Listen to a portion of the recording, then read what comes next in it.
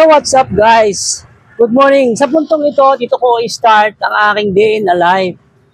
Dito naman sa Manila. At naisipan kong gumawa ng vlog tungkol sa kung anong kaganapan ngayon. Actually, kanina pa ako gising, kaninang madaling araw.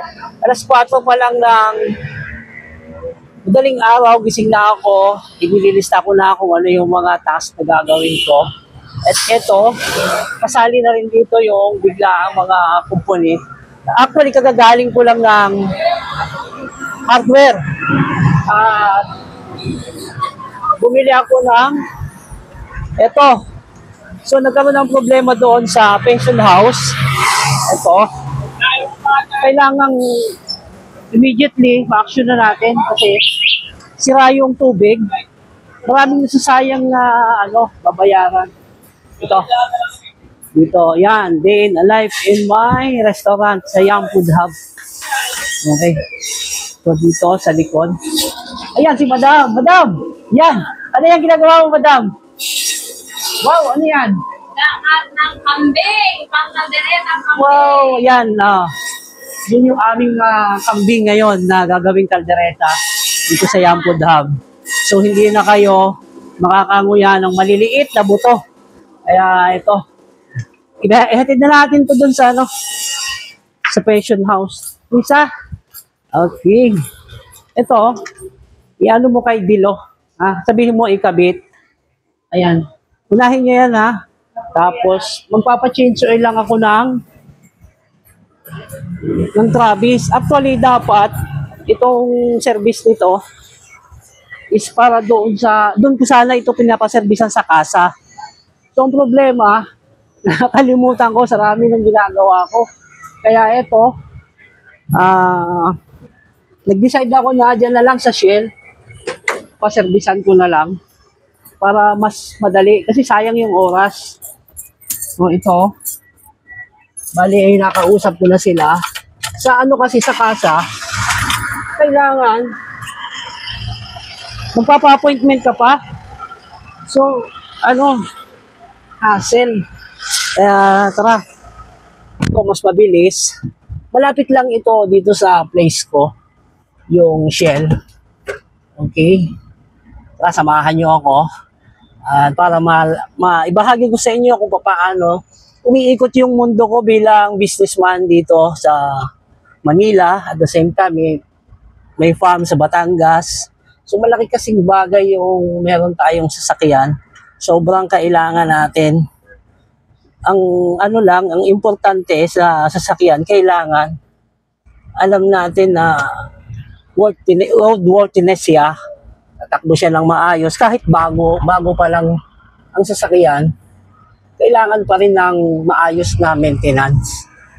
Parang buhay din natin yan. Kahit bagong buhay tayo, kailangan pa rin nating i-align ang lahat. Yan. So, malapit lang yung Shell dito sa amin. Isang kanto lang. So, kaya gusto kong isama ko kayo para ma-share ko sa inyo yung kung ano yung mga productivity na ginagawa ko araw-araw. Hindi man ito regular, pero kailangan nating ma-segregate yung mas importante na makaka-apekto sa ating mga journey. Yan. Ito, importante ito kasi kaligtasan ng pinag-uusapan dito. Kaligtasan ng ating sasakyan at the same time para maingatan natin yung ating sasakyan, yung gamit. Yan. Kasi investment din to, itong gamit na to. Ito, nandito na agad tayo. Ang bilis lang. So, dito sa punto na to, ang dami ko nang nagagawa. So, yung mga ibang trabaho, nandun kay Madam. Tapos ako dito. Sana! Ito, kausap ko na sila. Yan. Yan. Ito nga pala ako sa Shell. Yan. Kausapin natin. Sana, boss? Change oil. Yan. Busy pa. May ginagawa pa sila. Ito. Ito na, kuya. Yan. Yan. Naka-vlog ako, Shoutout ka muna. Yan. Yan. Shoutout kay kuya. Pangalan mo? Ano yan? Ben. Kay Kuya Ben Torres. Yan, ito. Okay, kaway. Papachensyoin ko lang. Tapos, check up na rin yung mga preno.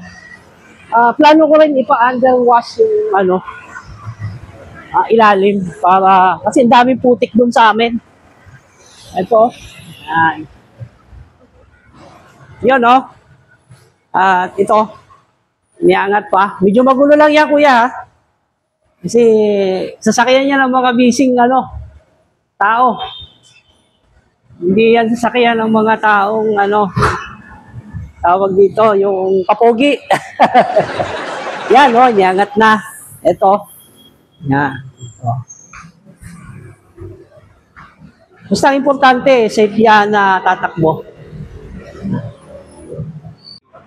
Ang kagandahan kasi dito kapag dito ka magpapa-service, nakikita mo yung ilalim. Ito, dito, pwede kayong sumuot, pero mag-ingat na lang tayo dito. Baka biglang magkaroon ng problema kapag sakad tayo. Kaya, na-check natin dahil kapag sa ko ito dinala, hindi ko siya nakikita. Wala akong idea kung ano nangyayari doon sa ilalim. So, one thing, advantage na rin pagka ganito, nasa ganitong service kayo pupunta.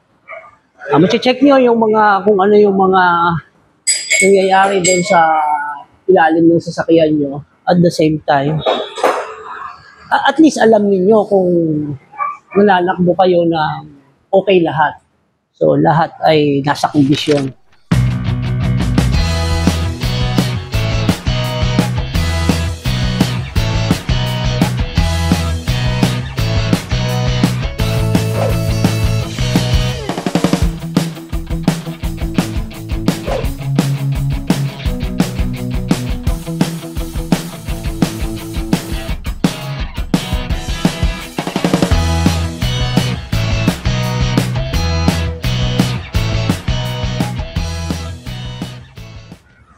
So yun lang yung may i-share ko ngayon sa araw na to para kahit pa paano ay bahagi ko sa inyo yung aking mga productivity na ginagawa araw-araw.